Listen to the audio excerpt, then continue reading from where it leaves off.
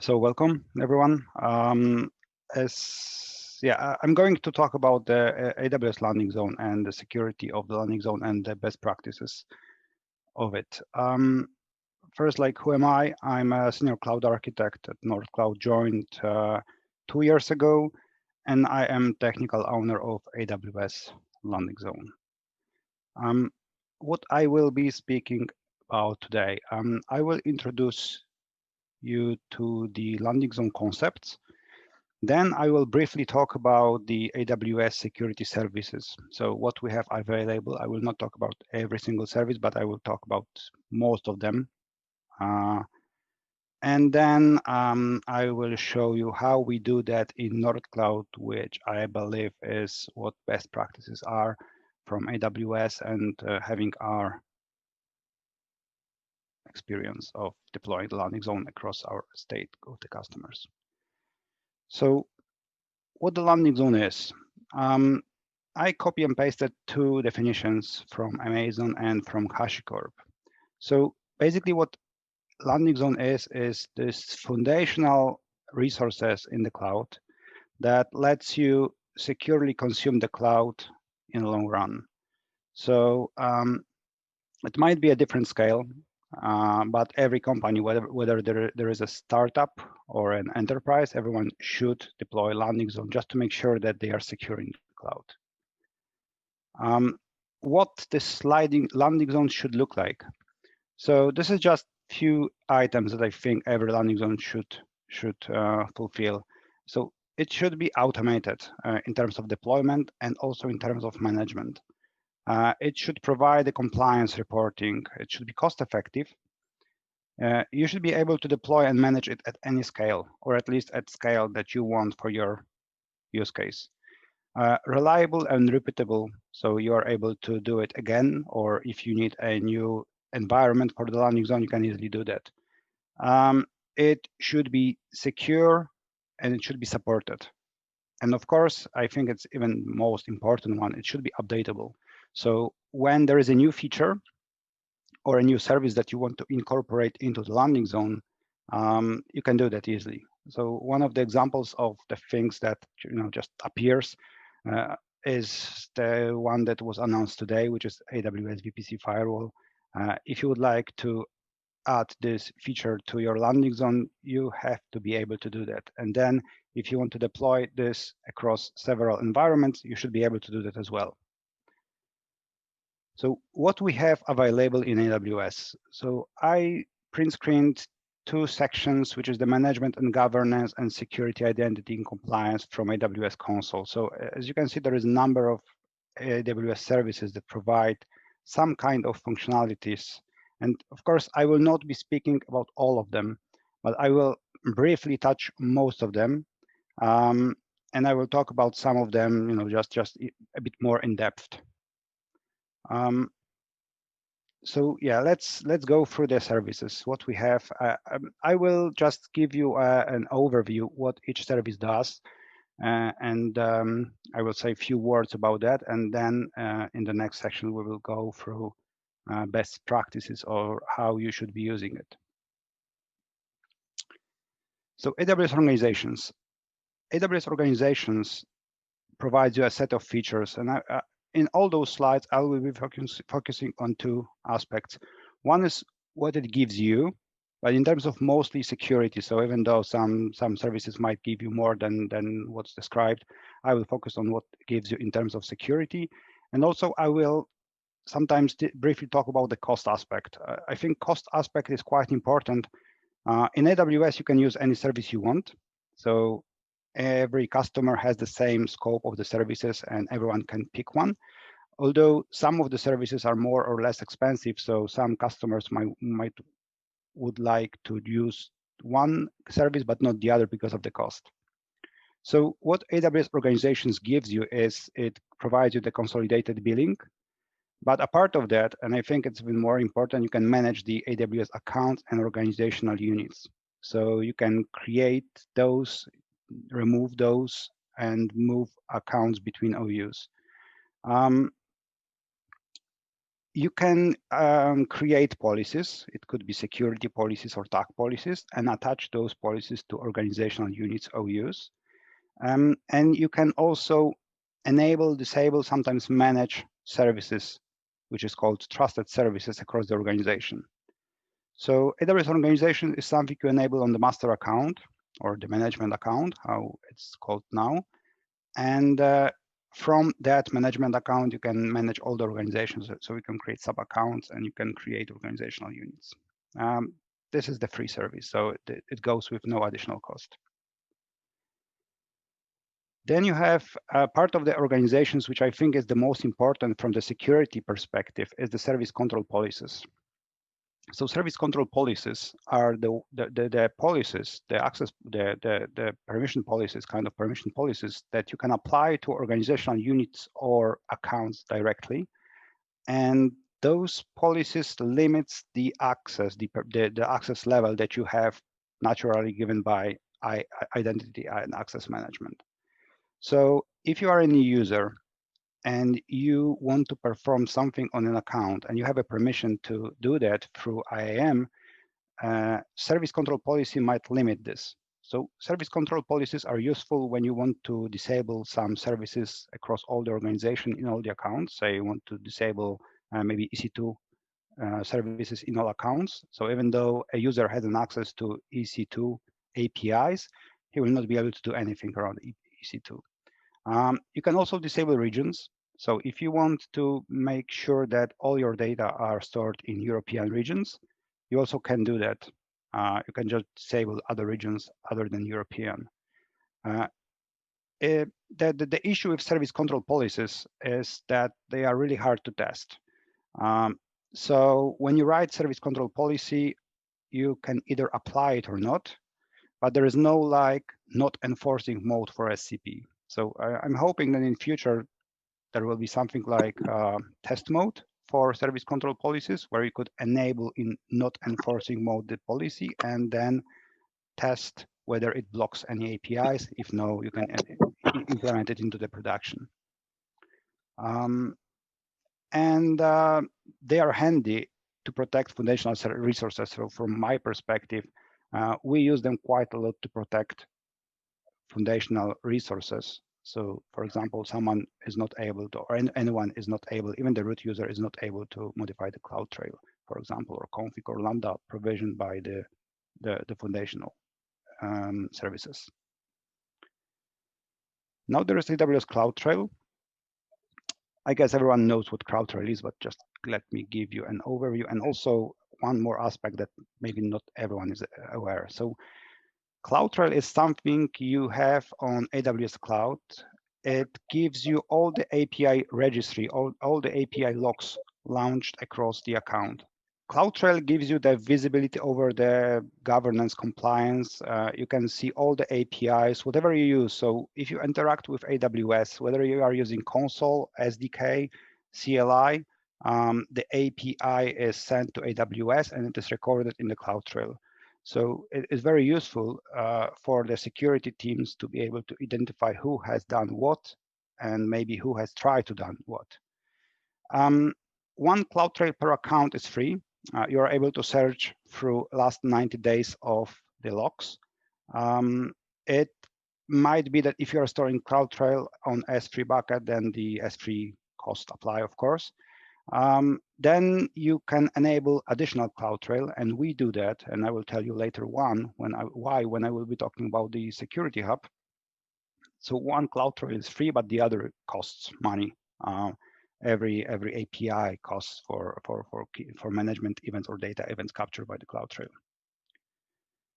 So we have KMS, Key Management Service. KMS is used to encrypt data in AWS. Main use is the customer managed key. This is the regional service. So in every region, you need to have a separate key to encrypt data or a set of keys to encrypt the data. One thing to remember is that you need to be careful with the deletion of the keys. So the key itself costs $1 a month. So it's not a big money. But if you delete the key that is used to encrypt some data, you will not be able to decrypt the data or to use the data anymore. So usually it's advised to think about who should be able to delete the keys, and maybe, yeah, everyone should be able to create the key, but to delete the key, there should be an additional process to do that. And actually, this is what you can do. You can use service control policies to do. So you can limit the deletion of the KMS keys to the particular maybe IAM role. It's quite tricky in terms of the KMS policies. For example, if you create a KMS key and you give an access to the KMS key to a particular IAM role, and you then delete the role and recreate the role with the same name, the new role will not have an access to the key because the ID underneath ID of the IAM role is changed, even though the ARN of the role is the same. So it's kind of tricky sometimes to manage the KMS keys. I think quite a good idea is to have a KMS key per application because it then gives you an ability to make sure that only an administrator or a developer of an application has an access to the application itself. One thing to note is that you have a lot of KMS APIs in Cloud Trail. So considering that you have one Cloud Trail, that's not an issue because one Cloud Trail is free. You just pay for S3 bucket to store it usually. But when we are talking about the additional Cloud Trail, you should consider disabling capturing the KMS APIs in this additional Cloud Trail just to limit the cost of the Cloud Trail. So then there is AWS Config. So AWS Config tracks all the changes in AWS resources on the timeline. So you are able to compare resource configuration on the fly between 2 dates or between a period of time. In addition, it is able to trigger some rules. This could be the check rules, the verify compliance rules. And it can crawl through the AWS resources to verify whether, for example, resource is tagged or resource has particular attributes, or maybe bucket is public or not. So it's quite widely used from the security perspective. It supports alerting, it supports auto-remediation, so it is able to trigger some action in order to remediate non-compliant state of the resource.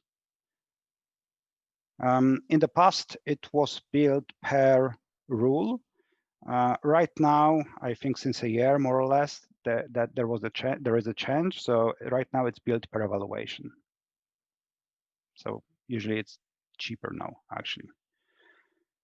VPC Flow Logs. So this is something that security teams likes to have.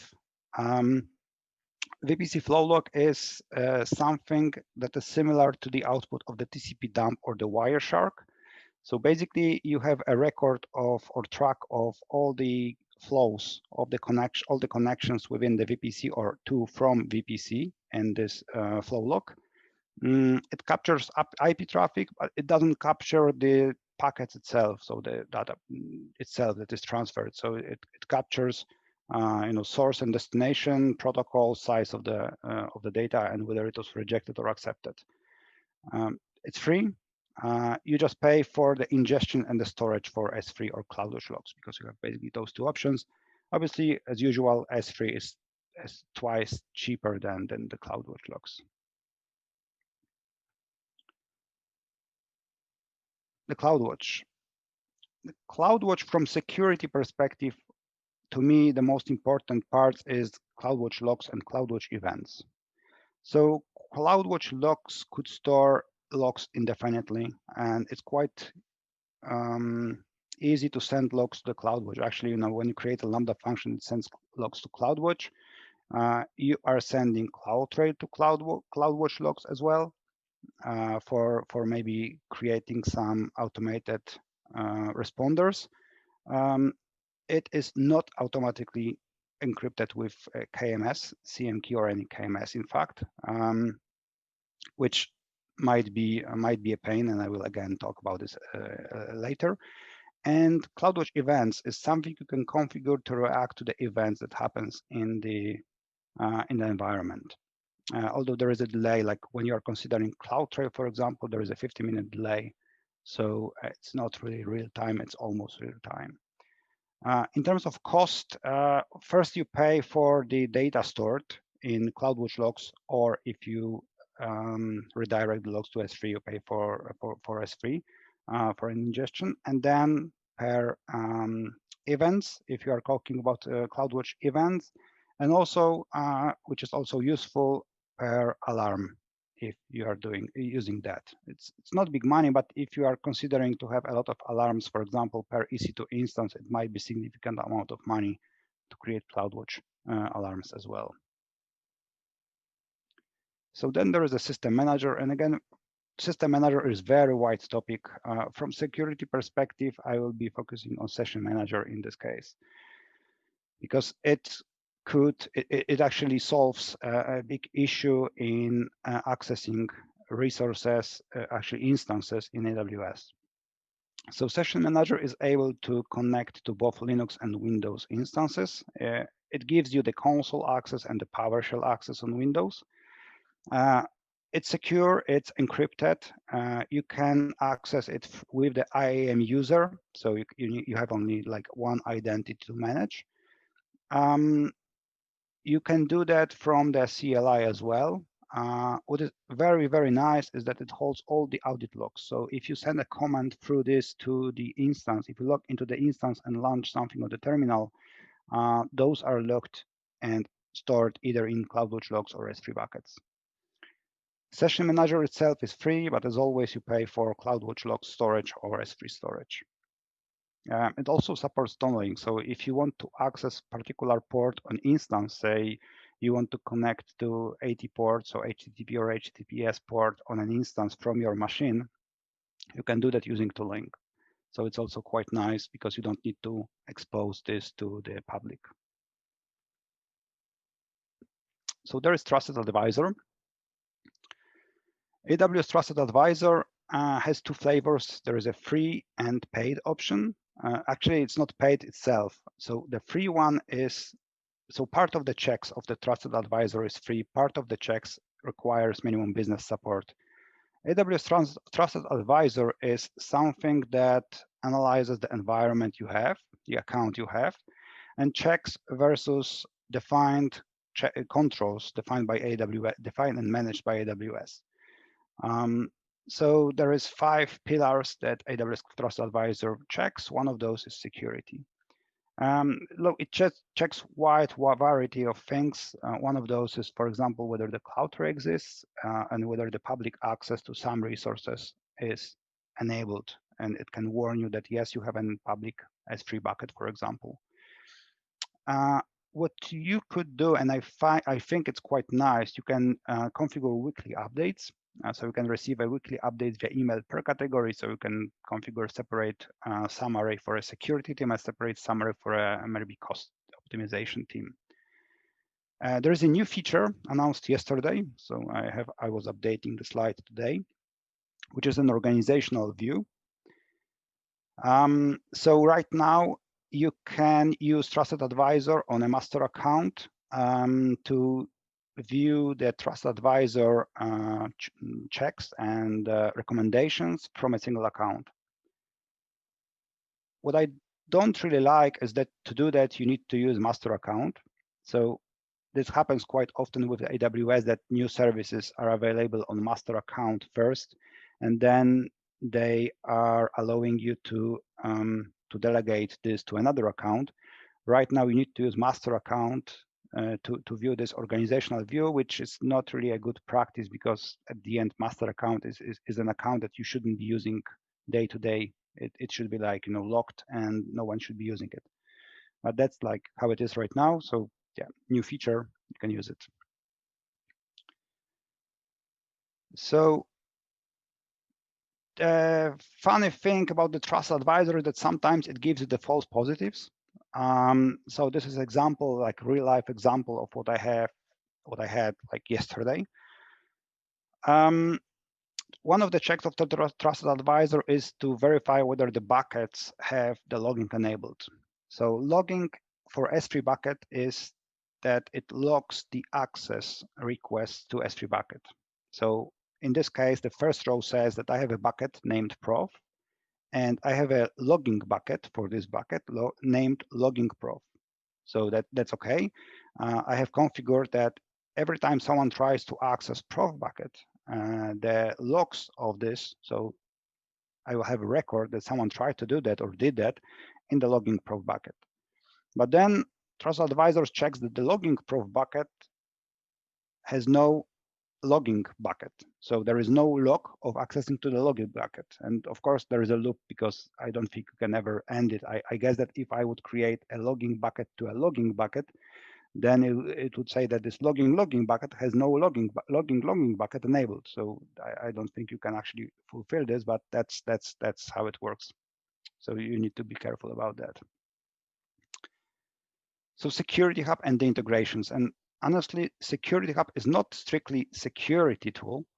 It's more compliance tool, but right now I think it's, like, to me, by far the most favorite service in AWS, because it's easy to use and it gives you right away, or almost right away, some information about the compliance state of your account, and also, in fact, the security state.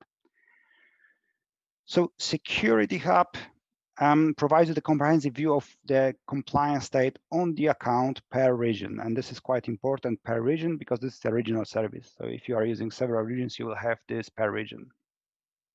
It integrates with several AWS services, and you have a list on the screen. I will be talking briefly about those. And it can integrate with the third-party solutions, custom solutions, and partners, which is also very nice. So it can send findings to the partners or receive findings from the partners and from the solution. You can even write your own solution based on Lambda, for example, to ingest some findings into the Security Hub. It goes with some managed controls, which is the PCI DSS, CIS, and foundational security best practices managed by AWS. And it performs several checks of your environment. So, for example, it checks whether your account is, your root user has an MFA configured, or your S3 bucket has public access, or whether you have the public access to all S3 buckets enabled and blocked. So it performs several checks. What you need to be aware of is that it is checking things that someone, in this case AWS or you by custom integrations, configured. So it's not like it will find some threat in your environment, but it checks against some predefined rules that someone defined. So, for example, if you enable PCI DSS set of rules, it doesn't mean that when you enable and you are 100% compliant, you are 100% compliant with PCI DSS. It just means that the checks that they addressed, and they are, of course, in the documentation, are okay with your account. It's priced per check and per ingestion event. And of course, because it is using AWS Config to verify whether some resources are compliant or not, the config is priced separately. And now let's talk about the integrations. Those are separate products, but they can ingest findings into the Security Hub. So we have GuardDuty, and GuardDuty is machine learning threat detection service. So it ingests data from Cloud Trail, from S3 data events, Cloud Trail data events, from VPC Flow Logs and DNS logs, and it analyzes whether anything suspicious happened based on those logs. And again, those are predefined checks, but also it's self-learning. And it tries to find some those threats and send it to the Security Hub. So it's something not usual happening on your account. There is a chance that GuardDuty will find it and mark it, and you will have this notification in Security Hub. In terms of GuardDuty pricing, you pay basically for how much data it crawls. Amazon Inspector. So I tested it briefly. It's all about the scanning of EC2 instances. It can scan your instances with some predefined checks like CVE, CIS. It can do network scanning of your instances. The CIS CVE requires an agent. Network scanning is agentless. What I like about the service, it can generate nice PDF report, although quite long report, honestly. And you can like send it to your security team or CIO to provide an overview of the state of your EC2 instances and whether they are patched or not. It might be pricey, so depending on your estate and how many VMs you want and what kind of scanning you want to enable, 60 or 120 per 100 VMs per month for scanning. So that's not nothing, I would say, but it might be worth if you want to use it. And it sends the findings to the security hub, so like the estate, security estate. Amazon Detective. So I think this service will be heavily developed in future by AWS. The idea of Detective is to be able to find a root cause of an issue or a situation in AWS. So it crawls through some data, so ingest similar data as Security Hub, but not only, I mean, it tries to identify or to aggregate those data, so you can see over time how it looks like. So, for example, if you have denied API calls in your account, and you want to see what kind of APIs are there, you can do that. So you can like see on a timeline when the API was issued. Sometimes you can check the source of the API call, so like an API address, for example, and you can identify that, yeah, okay, this API address is sending a lot of API calls that are denied, and I should do something about that. The pricing is again per ingested data. Right now, honestly, I find it quite hard to use. I guess I would expect the new VPC firewall service will be integrated with this as well, and the logs from it will be ingested into the Detective. Right now, like nice service, although right now quite hard to use. At least like I find it quite hard to use. IAM Access Analyzer. So it's kind of nice feature. It's free, so we can use it like for free and try it for free. It analyzes the IAM state and the S3 bucket, public, not public access, whether they are open to the public world. Although it generates a lot of noise that you need to actually close or analyze and then either close or remediate somehow. It could be useful, and again, because it's free, you can just enable it and check how it goes. Amazon Macie, quite nice service, although you need to adjust it yourself. It crawls through the data stored on S3 bucket. I would expect that in future it will be also integrated with SFX, maybe AFS. So it crawls through S3 bucket data, and it tries to identify whether you have any sensitive data stored in those buckets. So, for example, you can write a rule or a kind of a regex, regular expression, that will identify that you have maybe the credit card numbers or identification number, and it will try to find those patterns in the objects and will mark them. So you're able to identify whether you have any sensitive data on S3 buckets, and maybe the S3 buckets you don't want to have the sensitive data on. So, for example, you might have the public bucket for any reason, and this could help you finding that you actually have sensitive data on the public bucket, and well, obviously you shouldn't have it. It's built per the S3 bucket in terms of the access control, because it also checks whether the bucket is encrypted and exposed to the public, and you pay per the data processed. And then there is AWS Firewall Manager. So the Firewall Manager is advertised as this place where you configure every security, network security access. I would imagine that you should be able to configure, security groups, knuckles, etc. in this. In fact, it's not exactly that. So in terms of security groups, it can manage security groups centrally, but not really much, because security groups usually are created on per resource basis.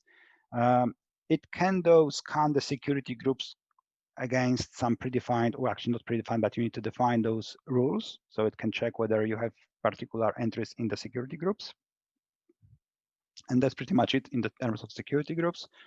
It is, or it was not, last time I checked, integrated with Knuckles, Network Access Control Lists. I've seen it is already integrated with a new AWS VPC Firewall service. So I'm not sure what you can do with it in this, but yeah, should be doable. And I have not used it with WAF or Shield Advanced. I mean, I know you can manage it, although I'm not sure what is the scope of the management. So I was mostly interested in those foundational parts, which is the security groups and Knuckles. So it's not that useful in this area.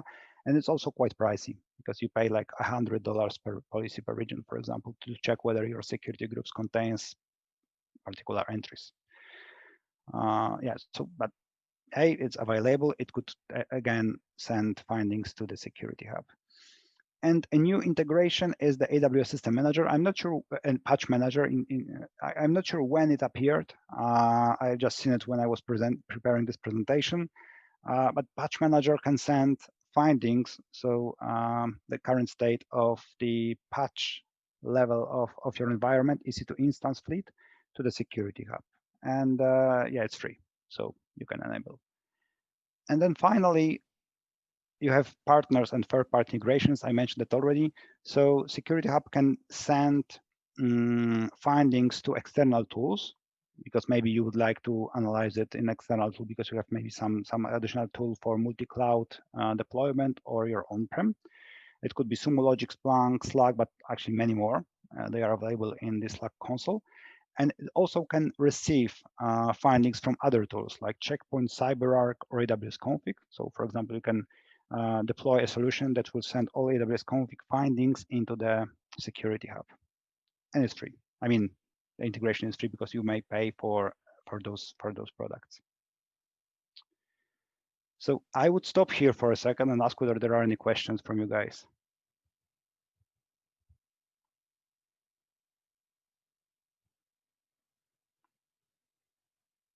Okay.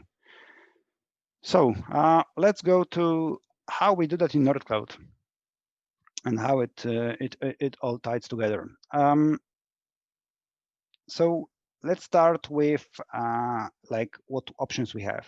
So before we started to do that, we checked what is available on the market.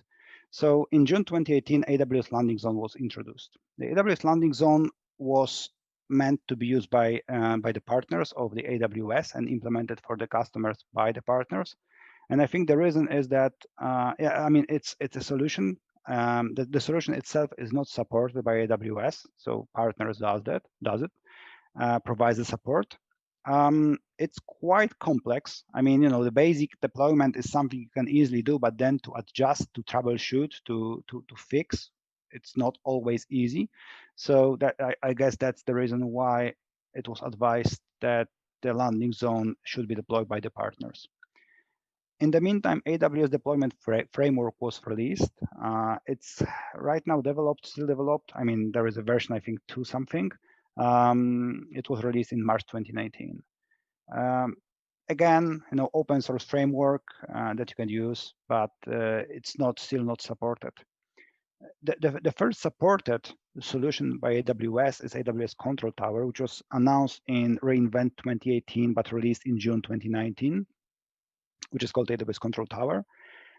And since June 2019, I don't find too many changes in the Control Tower itself. I mean, the biggest 2 changes to me were to release the AWS Control Tower customizations, which is kind of a solution, I think, based on AWS Landing Zone, but not supported as well. So, I mean, the resources used by the solution are supported obviously by AWS, but the solution itself is not. And then another change to the Control Tower was to be able to use the current organizations with the Control Tower. So you don't need to start from scratch. And that was the two main announcements around the Control Tower since it was released. So the Control Tower is a bit limited in terms of the customization. You can create account, you can create OU, you can move account between OUs, you can set some guardrails, which is basically service control policy and config. You have central logging, and you can create account for service catalog. And pretty much that's all you can do with Control Tower. With customizations, you can do a bit more, but again, you need to deploy it yourself, and it's not that straightforward. And I think it will be heavily developed by AWS, although right now, as I said, not too many changes. AWS prefers to use AWS Control Tower in favor of AWS Landing Zone, although AWS Landing Zone gives you a bit more flexibility. And in October 2019, Terraform Landing Zone was announced, but again, because it was only announced and not released yet, yeah, I cannot talk too much about it. But it's in, I mean, in future it will be released. And here is where we started working on the foundation. So we thought that, yeah, we cannot just release something. We need a dedicated team to do that. So for an MVP part, we have created a dedicated team, which is a fully assigned developer and fully assigned cloud architect. And those two guys were supported by Nordcloud that were available, so without current projects. And this team created backlog, created first versions of the landing zone. Then we did it. So we created it. It works. It is already deployed several times. What the foundation is an opinionated baseline in the cloud. We are using Nordcloud Maestro to orchestrate deployment and the updates. It's fully automated. It's secure, but still it's flexible. So you don't need to basically do everything as we say. You have some flexibility in it, and so we can redesign it a bit. It's still, it's still secure, even though you can do that. It can easily integrate with basically anything, and it's extensible, and we can provide it as a service. What were the operational principles and like how we dealt with it? So we wanted to encrypt everything, and honestly, it is not as easy as it seems. So there are some gotchas, and the example could be the CloudWatch log group. One of the checks of the of the Security Hub is to verify whether all the log groups, and in fact, a lot of other resources are encrypted with KMS. The problem is that when you are creating, for example, Lambda function, even though the Lambda function might be encrypted, the log group will not be encrypted with the same KMS key. So if you create a Lambda function, the associated log group with the logs of the Lambda function will not be encrypted. Actually, when you create a log group with the AWS CloudFormation, you have no option to choose the KMS key. So this is something you need to manage yourself somehow. We wanted to store the logs in the audit account, but on the other hand, we wanted to be able to create event-driven actions on the operational accounts, so SOC. We wanted to be, for new accounts, we wanted them to be secured, but by design. So what we didn't want is, we didn't want to launch some pipeline to include the new account into the guardrails, but we wanted it to be automated. Compliance visibility, so we do that with the Security Hub. We wanted to automate the networking, but like end-to-end. So including routing, including maybe single egress VPC deployment, even including the automated CIDR assignment, which is always something you need to somehow solve. Because if you are creating in automated way VPCs across different accounts, every single VPC should have a unique IP address range. We wanted to provide the access blueprints. So what we do, we created some predefined IAM roles groups that the customer can choose, but it's like optional. So it's not like, okay, you need to do that or you need to use it. There is an option, or you can pick and choose. And also the Session Manager configuration. Very important was to secure the landing zone resources. And we do that through IAM and service control policies. So we need to make sure that the security, that the landing zone resources, say Cloud Trail config created for the sake of the landing zone itself, you will not be able to alter them. And last but not least, make it updatable. And we do that through Maestro. So how or which services we use in the deployments? So we use AWS Organizations. In the organizations, the main feature we are using, of course, is the account management. So we can create, delete the account through the console, through API, or through our CLI, doesn't matter. And whatever you choose, whether you do that manually or not, our solution or the foundation will understand that the new account exists and will populate it with the resources we want them to be populated. We use organizational Cloud Trail in order to store all the trails in a single place, in a single bucket. We use OUs, of course, to group the accounts. And we use Trusted Services Config and Resource Access Manager. So Config, obviously, to store all the config data, so the changes across all the estate. And Resource Access Manager to be able to share resources between the accounts. So, for example, Transit Gateway or Route 53 resolver rules. And of course, heavily using service control policies. We are creating OU structure, and on the screen you have an example of the OU structure we deploy. Again, example because you can adjust it. So OU is the single administrative unit that you can use to apply service control policy, backup policy, tag policy through the AWS organizations. It's a single deployment unit, so it's a single deployment unit for CloudFormation, StackSets, or Maestro deployments. And I think very important, and I will be talking about that soon, is not to reflect your configuration, but organizational or application structure. And to the OU structure, we apply service control policies. So every OU has dedicated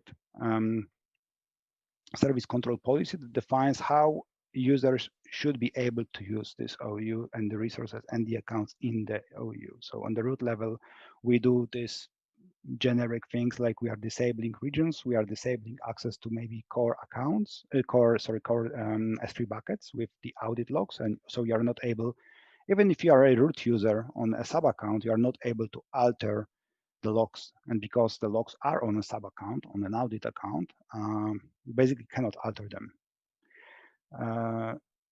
And why I say you shouldn't be reflecting your configuration in OU. And this is usually what you need to do when you're using things like StackSets, CloudFormation StackSets. When you want to configure different configurations, or when you want to set different configurations for your accounts, you need somehow to distinguish accounts with particular configurations. So on the left-hand side, you have an example of OU structure, and in this example, you have different accounts. You have accounts with a VPN access and no VPN access. You have prod and non-prod accounts. You have 3 or 2 AZ accounts, and you have small and large VPCs. So this is on the bottom. So as you can see, the structure, the OU structure is quite huge, and you are reflecting actually what you need from the configurational perspective in the OU, which is not really scalable.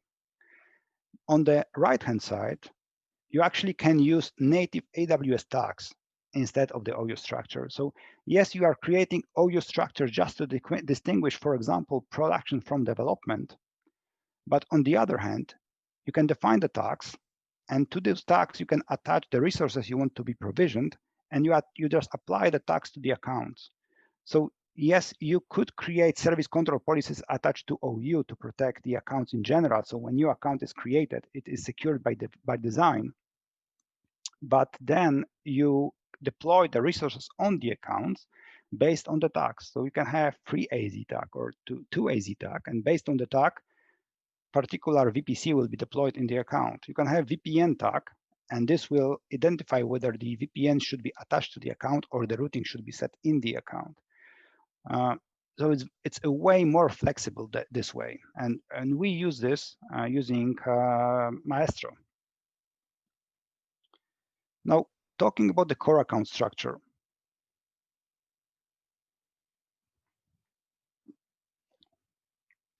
This is what we deploy by default. So we deploy several accounts that performs this core services, this core functionalities. So on the master account, we obviously use AWS Organizations, billing, service control policies, and OU structure. Then on the audit account, we have the security log bucket. So every log goes to the audit account. On the IAM account, we deploy the password policies, IAM users, IAM groups. On the backup account, this is just a dedicated account to store resource backups. On the shared services and tools account, a customer is able to deploy shared services, for example, antivirus, maybe patching service, into that account. The network account contains the transit gateway, or in general, the core networking. It also contains endpoints or the connections for VPN or direct connect. It could contain VPC, like single egress VPC, to inspect the outgoing traffic. And then we have SOC account, which could contain copies of security log buckets from audit account. So if you have an operational team, you want the team to be able to create some alerts based on events that are happening in the environment. But on the other hand, you want to make sure that the logs, that the audit logs stays untouched, intact. And this is what is happening on the audit account, while on the SOC account, you can create those alerts if you need to. Now, talking about the workload account structure, well, I think the obvious rule is to separate production from development. That's what usually you want to do. And you should have a separate backup account to store backups of the resources. And I would say that the backup account should be at least a separate account, and the backups should be kept in a different region. And also, it's worth considering whether the backup account should be in a separate organization, because if someone, for any reason, goes into your master account as a root user, it could delete any account you have, or it could take control of your whole organization. So if you have a backup account in a different organization, that stays intact, so we are able to keep running. Then this is just two examples of how you could structure the workload OUs and account. So the first scenario on top is the OU per application. So you would create application 1 OU, application 2 OU, and under the application 1 OU, you would have different accounts for different environments, production environment, staging, whatever else. This implies that you should have security policies per application rather than per environment. So you have very different applications. Maybe one is a PCI DSS, and the other is like normal application. And you want to have very different rules for the first than the other. While in the second example, you distinguish first by the environment, and then you create application accounts under the environment OU. Of course, you don't need to have an OU. You might also have just an account for production and development, and all the applications in this one account for production and the separate for development. But this is what customers usually do because they want a separation of applications across accounts. And in the second approach, it's a bit easier from like security perspective to make sure that every, for example, production account is secured in the same way, while every development account is secured in a different way. And maybe you can do more in development and less in production. While in the first example, if you add an account to production account and application in general, you need to set the rules again, or kind of not necessarily manually, but you need to just do that. In the second example, it's just automated. Then we are using Security Hub infrastructure. So on every account, we use Security Hub. We deploy Security Hub and enable Security Hub. And we also enable Guard Duty that reports findings to the Security Hub, to the local Security Hub.